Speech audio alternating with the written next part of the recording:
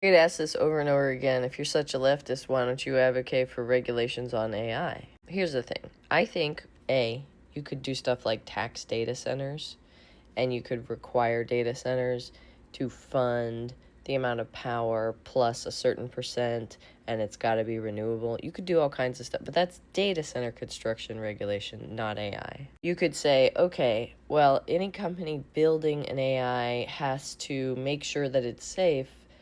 You need to define the safety standards that you mean. And for what industry? Like, safe is a very broad term. And the safest thing you could do is just not own a computer. So, like, you have to kind of figure out where's the line between safe and unsafe and for which thing, right? And the industry has largely done a lot of this definition work. But if you're outside of the industry, to do this definition work, you need to understand how AI works and what you can actually define. The third thing is dangerous AI is not regulatable. In the same way that the Geneva Convention did not become a law of nature and now it's impossible to do things that are banned under the Geneva Convention, it's just some rules somebody wrote down somewhere. And so here's the thing.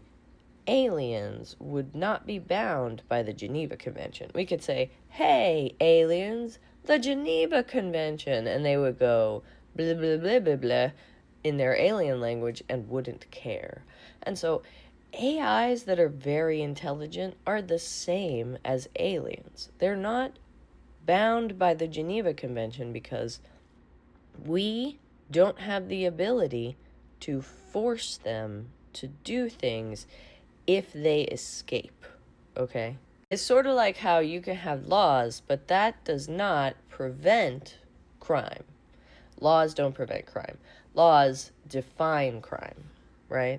They're threats made by the dominant socioeconomic ethnic group in a given nation. They're just a promise of violence backed up by the state.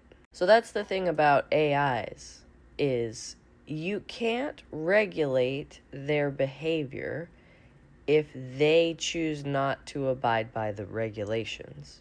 Oh, but AIs don't do anything unless you tell them. We've actually been able to do it extremely well for a year. A year. You're behind by at least a year.